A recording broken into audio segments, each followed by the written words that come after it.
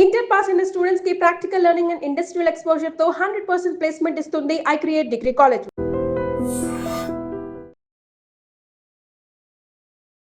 Hi sir. Hello sir, రాబోయే కాలానికి కాబోయే బ్రహ్మదేవుడు ఇప్పుడు కూడా హిమాలయాల్లో తపస్సు చేసుకుంటున్నారు హనుమంతుడు. పవర్ ఆఫ్ హనుమ మీ నోట తెలుసుకుందాం సార్. ఓయా, హనుమంతుల వారి గురించి నిజంగా చెప్పాలంటే శక్తి సార్.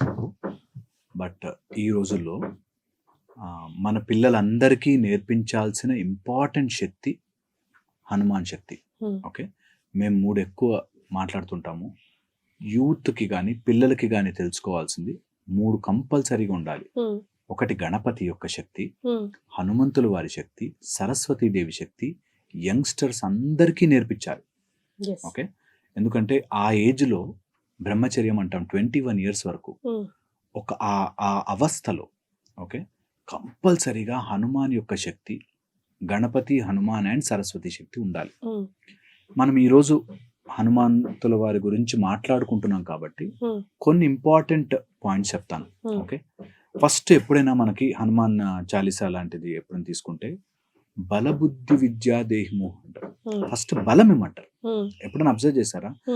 నాకు డబ్బులు ఇవ్వాలి, ఆస్తి ఇవ్వాలి అని అడగలే, ముందు బలం ఇవ్వు. That strength to face things. కష్టాలు రాకుండా ఉండవు, ప్రాబ్లమ్స్ రాకుండా ఉండవు, బట్ బలము, దట్ బలము హనుమంతుడు డైరెక్ట్ స్ట్రెంగ్త్. ఓకే, మానసికంగా స్ట్రాంగ్గా ఉంటే నిజంగా కూడా హనుమాన్ శక్తి మనలో ప్రవహిస్తుంటే ఎన్ని కష్టాలు వచ్చినా మానసికంగా ఐఎమ్ దేర్, నేను అరే చేస్తా భయ్, ఈ రోజు కాకపోతే రేపు అవుతుంది, ఏం ప్రాబ్లం ఉంటుంది అనేది. అందుకే ఫస్ట్ బల బుద్ధి, నెక్స్ట్ ఫస్ట్ బలం వచ్చాకనే నాకు తెలివి. ఉట్టి తెలివి తెలుసా డిజాస్టర్ చేస్తుంది. ముందు స్ట్రెంగ్త్ ఉండి దాని తర్వాత కరెక్ట్ బుద్ధి, ఆ స్ట్రెంగ్త్ని కరెక్ట్గా వాడుకునే తెలివితేటలు ఇవ్వాలి. ఓకే, ఎంత ఇంపార్టెంట్గా ఈ మాట చెప్తున్నానంటే, హనుమంతుల వారిని మంకీ లాగా చూపిస్తే ఎవరు నాతో ఇట్లాగే డిబేట్ చేస్తూ ఏవో మాట్లాడరు, ఆ మంకీ కూడా దేవుడా అని. అంటే మన వాళ్ళకి ఎంత తెలివి లేదంటే మంకీ పెడితే వీళ్ళు కూడా అడిగేస్తారని అది లేదా. గణపతి ఫేస్ పెట్టేశారు అంటే ఎవరో ఒకళ్ళు పాయింట్అవుట్ చేస్తారు, ఏదో రోజు గణపతి ఫేస్ ఉంటుంది. అంత తెలివి లేదా మన ఋషులకి, మునులకి, గొప్ప గొప్ప వాళ్ళకి? ఇన్ని రాస్తున్నప్పుడు దానికి లాట్ ఆఫ్ సీక్రెట్ డెఫినేషన్స్ ఉన్నాయి.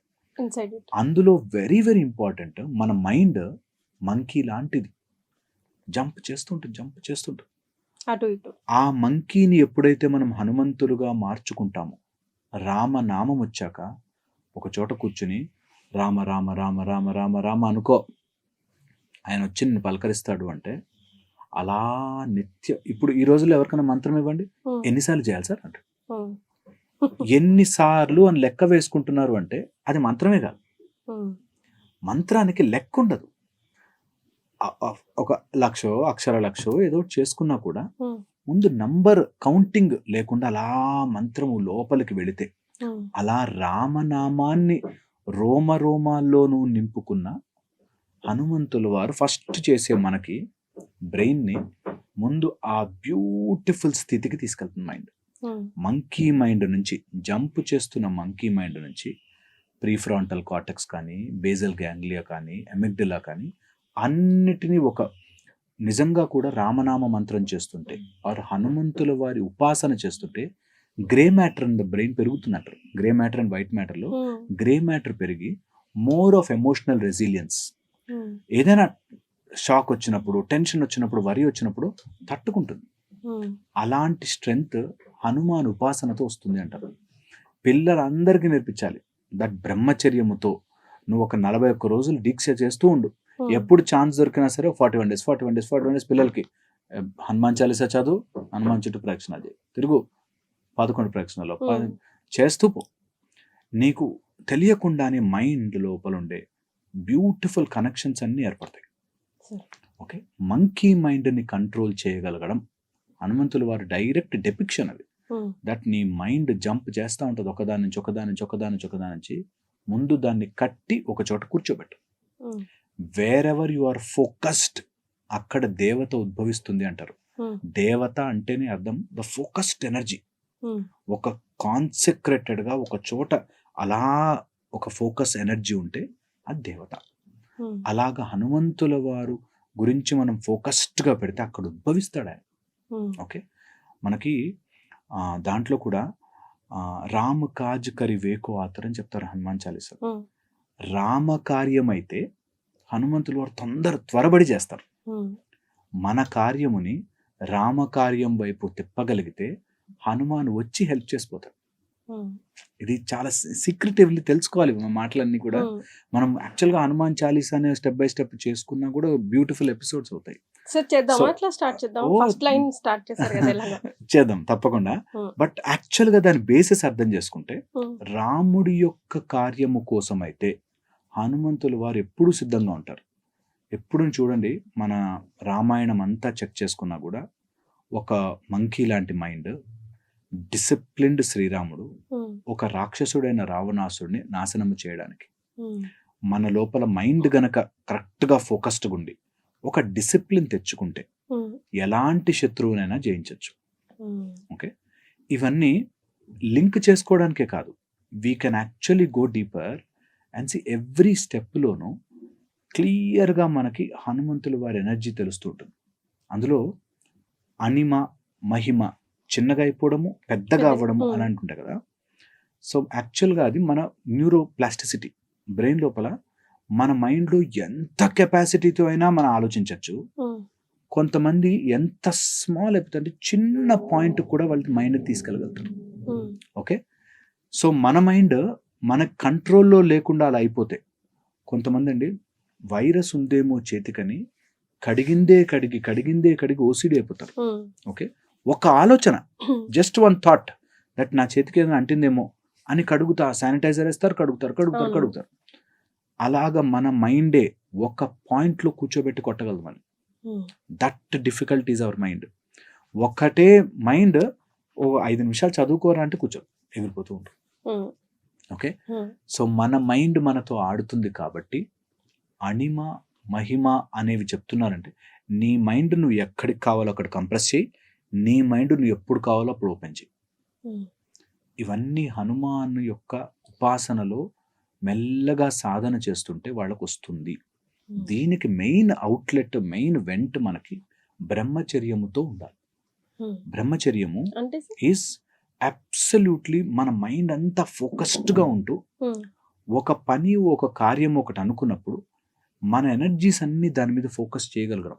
ఉమ్, ఒక్క చోట అలా చేయగలిగితే వితౌట్ ఎనీ డిస్ట్రాక్షన్స్, అందులో మేజర్ డిస్ట్రాక్షన్స్ మనకి సెన్స్ ఆర్గన్స్ ద్వారా వస్తాయి, పంచేంద్రియాల ద్వారా. అందుకే హనుమంతుని జితేంద్రియ అంటారు, ఇంద్రియములను జయించిన వాడు. ఉమ్, ఓకే, ఇంద్రియాలు ఎంత అయిపోతాయి సార్, మనకి తెలియకుండానే మనని కంట్రోల్ చేసేస్తాయి, ఉమ్, మనకి తెలియకుండానే. అండ్ దట్స్ ద ఎప్పటి నుంచో వస్తున్నదే ఈజియెస్ట్, బట్ మనమే హార్డ్ చేసుకుంటాం. ఇంద్రియాలని జయించడం ఈజియెస్ట్, ఉమ్, కానీ దాన్ని మనమే హార్డ్ చేసుకుంటాం. ఈజియెస్ట్ ఎప్పుడు? హనుమంతుల వారు చెయ్యాలి మన తల మీద ఉంటే ఆటోమేటిక్ ఇట్లా జరిగిపోతాయి పక్కకి. అందుకని అందరూ కూడా హనుమాన్ ఉపాసనని మన పిల్లలందరికీ నేర్పించాలి. ఉమ్, హనుమాన్ ఉపాసన చెయ్యగలిగితే ఎవరైనా యంగ్స్టర్స్ చేసుకోవాలి అనుకుంటే, ఓకే, నిజంగా కూడా రామద్వారముని ఆయన కాపలా కాస్తాడు అంటాడు. ఉమ్, మనకి మేజర్గా బ్రెయిన్, స్పైనల్ కార్డ్ ఉంటే ఉమ్, ఈ కింద నుంచి స్పైనల్ కార్డ్ పైకి వెళ్ళడానికి ఫొరామిన్ మ్యాగ్నమ్ అని మన స్కల్ లోపల ఒక పెద్ద ఫొరామిన్ ఉంటుంది. సార్. అందులోంచి మన స్పైనల్ కార్డ్, బ్రెయిన్ స్టెమ్ పైకి వెళ్ళి బ్రెయిన్కి ఆ ఎంట్రన్స్ దగ్గర హనుమాన్ యొక్క పవర్ ఉంటుంది అంటారు. సార్. బ్రెయిన్ యొక్క అలా స్పైనల్ కార్డ్గా మారుతున్న ఎంట్రన్స్ దగ్గర రామద్వారము అని చెప్తారు. ఉమ్, నిజంగా కూడా మన స్పైనల్ కార్డ్, మన ఎన్నో నాడీ వ్యవస్థలన్నీ అలా బ్రెయిన్లోకి వెళుతున్నాయి. Brain and spinal cord is one organism. దానిని కాపలా కాస్తూ ఉంటాడు హనుమంతుల వారు. అందుకని సాధనారూపకంగా ఉమ్, హనుమాన్ చాలీసాని సాధనారూపకంగా ఏదో బట్టి కొట్టి త్వరగా చెప్పేశామా, లేకపోతే మా ఇంటికి ఎవరికైనా వస్తే వాళ్ళ ముందు ప్రదర్శన చేయడానికి చేశామా కాకుండా, నేను హనుమాన్ చాలీసాని ఎక్కించుకోవాలి. నిజంగా కూడా హనుమాన్ చాలీసా అనేది ఒక డ్రీమ్. నీ కళ్ళ ముందల హనుమంతులు వారు ఊపిరి పీలుస్తుంటే చెట్లు ఊగుతాయి అంటారు. ఉమ్, నిజంగా అలాగా, నిజంగా imagine Hanuman like that very sitting, Ram అంటే చెట్టడం అని ఊగుతాడు. You experience any times? Absolutely చాలా నిజంగా చెయ్యాలంటున్నా. నిజంగా తులసీదాస్ అట్లా రాయడానికి కూడా కారణము అలా కావ్య రూపకంగా అలా చూసి, రామాయణాన్ని చూసి, హనుమంతుల వారిని చూసి నిజంగా కూడా మనం అలా కలగనాలి. మన కలల్లోకి, మన రియల్ లైఫ్‌లోకి అలా ఒక సూపర్ పవర్‌గా, పిక్చర్‌గా వచ్చేస్తే ఆటోమేటిక్‌గా హనుమాన్ శక్తి మన లోపలికి రావడం, ఆయన మన వెనకాలుండి నడిపిస్తాడు. ఇట్లా పుష్ చేస్తాడు. నువ్వు అనుకో కార్యం, ఏం కార్యాలు నాకు పాసిబుల్ కాని కార్యం ఏంటి అని హనుమంతుల వారు అట్లా పుష్ చేస్తారు. నిజంగా కూడా దీన్ని ఎక్స్‌పీరియన్స్ చేయాలి. ఈ జీవిత కాలంలో ఆలోచిస్తూనే ఉంటాం. కష్టాలు ఎప్పుడు పడుతూనే ఉంటాం. ఉన్న డబ్బు కష్టాలు, ఆ తిండి కష్టాలు ఉంటూనే ఉంటాయి. రోజుకొక అరగంటైనా పక్కన పెట్టుకుని హనుమాన్ చాలీసా, హనుమంతుల వారి ఉపాసన అలా ఒక రిథమిక్‌గా చేయగలిగిన వాడు. ఏది ఒక్కొక్క అక్షరము అట్లా తిరగాలి మనకి లోపల. ఒక్కసారి ఒక్కొక్క అక్షరం ఇట్లా వెళుతుంటే లోపల గుండె జల్లుమనాలి. అబ్బా! ఏం నిజం కదా ఇది అనేటట్టుగా అనిపించిన రోజున, అంత డివినిటీతో ఎక్స్‌పీరియన్స్ చేసిన రోజున హనుమాన్ చాలీసా పని చేయడం మొదలు పెడుతుంది. మీరు నమ్మరు. అమరుడైన, ఎప్పటికీ ఇక్కడే ఉండగలిగిన మన రామ శబ్దం వినిపించగానే వచ్చి కూర్చుంటాడు అక్కడ. అలాంటి చిరంజీవి అయిన హనుమాన్ని మన పిల్లలు దూరం చేసుకోకుండా అందరికీ నేర్పించాలి. అండ్ ఇందులో నేను మళ్ళీ చెప్తాను ఈ మాట, కుల, మత, రాష్ట్ర, ప్రాంత, భాషతో సంబంధము లేదు హనుమాన్ చాలీసా అందరికీ. మతముతో కూడా సంబంధం లేదు హనుమాన్ చాలీసా అందరికీ. Keep on reading Hanuman Chalisa. Hanuman Hanuman Hanuman సాక్షాత్తు రుద్రుడు అలా వచ్చి మన లైఫ్లోకి వచ్చి అలా కూర్చోబెడతాడు. మనని నిజంగా స్టెబిలిటీ ఇస్తాడు. ఎవరైనా పిల్లలు ADHDతో బాధపడుతున్నారు, హైపర్ యాక్టివిటీతో ఉన్నారు, వాళ్ళకి ఫోకస్ ఉండట్లేదు, చదువులో ఫోకస్ ఉండట్లేదు, please Hanuman Chalisa is answer. అది కూడా బట్టి కొట్టించడానికి కాదు, ఒక్కొక్క పదము వాళ్ళకి ఎక్కేటట్టు మెల్లిగా చెప్తే శబ్దబ్రహ్మ వచ్చిన హనుమాన్కి. సో అందుకని ఎలా శబ్దము, ఎలా మాట్లాడాలి, ఎలా చెప్పాలి అన్నవి కూడా తెలుస్తాయి పిల్లలకి. సో ప్లీజ్ నేర్పించండి. పిల్లల వరకు సరే, పెద్దవాళ్ళకి ఎంత కుదిరితే అంత, పెద్దవాళ్ళు ఎలాంటి కష్టంలో ఉన్నా సరే ఆ బాధ్యత తీసుకెళ్ళి ఆ పంచముఖి హనుమాన్ చేతిలో పెట్టి సాధన చేయాలి. అలా వెళ్ళగలిగిన రోజున నిజంగా అబ్సల్యూట్ వండర్స్ జరుగుతాయి. అండ్ అది నేను చెప్పడం ఏం పనిష్మెంట్ ఇచ్చారు సార్ హనుమంతుడు? ఏం చేయకూడదు, ఏం లేదు. మాట్లాడి హనుమాన్ చాలీసా ఎవరన్నా చేయమా, ఆడ మగ అట్లా సంబంధం లేదు. అవన్నీ ఏదో తెలియకుండా మధ్య మధ్యలో వస్తాయి. నిజంగా కూడా భగవంతుడు ఎప్పుడు అలాంటి పనిష్మెంట్లు ఎవ్వరికి పెట్టలేదు. ఓకే, మధ్యలో వస్తాయి కొన్ని, ఏదో ఉపాసన రూపంలో చేసుకున్నప్పుడు ఒక గురుముఖత నేర్చుకోండి. కొన్ని రెస్ట్రిక్షన్స్లో ఇంట్లో ఏమైనా ఇబ్బందులు ఉంటే, లేకపోతే ఎవరైనా చనిపోయిన వాళ్ళు ఉంటే, అలాంటి చోట్ల కొంచెం పవిత్రంగా మనం మెయింటైన్ చేస్తాము కాబట్టి ఆ పవిత్రతని కాపాడడానికి కొన్ని రోజులు గ్యాప్ ఇవ్వండి అంటాం అంతే. అది ఏదో ఇంప్యూరా ప్యూరా ఇలాంటి వాళ్ళు చేయకూడదు, అలాంటి వాళ్ళు చేయకూడదు అన్న మాట లేదు. ఓకే, ఇది ఎప్పుడు కూడా ఎవరైనా అలా చెప్తున్నారంటే 1 hand distance టు దెమ్. వాళ్ళ దగ్గర నుంచి ఒక అగుడు దూరం వెళ్ళాలి. వాళ్ళకి ఏదో అంటుకుంది రోగం, మనకొద్దు. ఎవరైనా హనుమాన్ చాలీసా చేసుకోవచ్చు. ఓకే, 12 నామాలు హనుమాన్ చాలీసాలో ఆర్ హనుమంతుల వారి 12 నామాలు ఉంటాయి. ఓకే, ఆ 12 నామాల్లో ఏదైనా ఒకటి, అందులో బజరంగ బలి అది చాలా పవర్ఫుల్ మాట.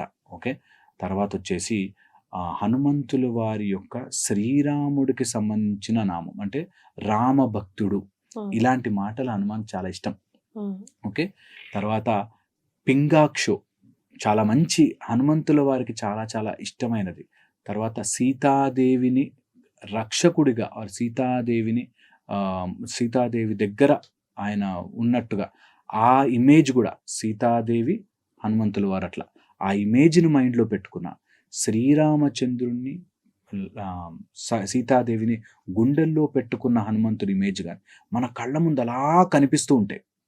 నిజంగా కూడా చాలా చాలా చేంజెస్ మన బాడీలో రావడం స్టార్ట్ అవుతాయి. You should do it as a meditative form.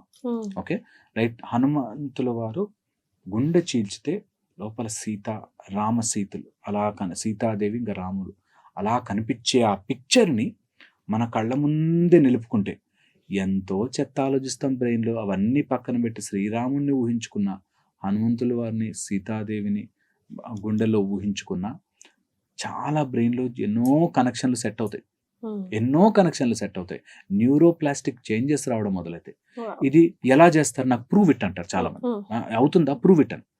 Oh prove your self, నీకు నువ్వే ప్రూవ్ చేసుకో దట్ నిజంగా. అంత భక్తితో శ్రద్ధతో చేసి. హనుమంతుడిని అడగండి డైరెక్ట్ గా, నేను నిన్ను నమ్ముతున్నాను, నాకు ఇది సాల్వ్ చేసి పెట్టు. ఆయన ప్రత్యక్ష దైవం, ఆయన వస్తాడు నీ కోసం వెతుక్కుంటూ. నీ సిన్సియారిటీ ఇంపార్టెంట్, నీ బ్రహ్మచర్యము నువ్వు ఫోకస్డ్గా ఉండడం ఇంపార్టెంట్. అండ్ ఎవరి మీద ద్వేషంతో కాకుండా రాముడి కార్యములాగా, నేను అఖండ భారతంలో శ్రీరామచంద్రుడు ఎప్పుడు రామరాజ్యం అంటారు. రామరాజ్యం అంటే ఎవరితోనూ డిస్ప్యూట్ లేకుండా, ఎవరితోనూ డిస్ప్యూట్ లేకుండా బ్రతికేది రామరాజ్యం. ఓకే, ఎవరెవరితోనూ వాడిది నేను తినేయాలి, వీడిది నేను లాగేసుకోవాలి, అది లేదు, నో డిస్ప్యూట్. అలా ఉన్న రోజులు రామరాజ్యం నడుస్తుంది అంటారు.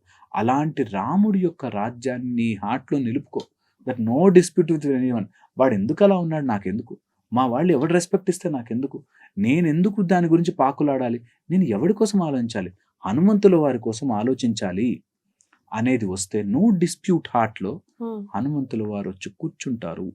నో డిస్ప్యూట్ హార్ట్, ఎవరితోనే ఏం గొడవలు ఎప్పుడు పడుతూనే ఉన్నాం, ఇంకెందుకు అని పక్కన జరిపిన రోజున హనుమాన్ అలా వచ్చి కూర్చుంటారు.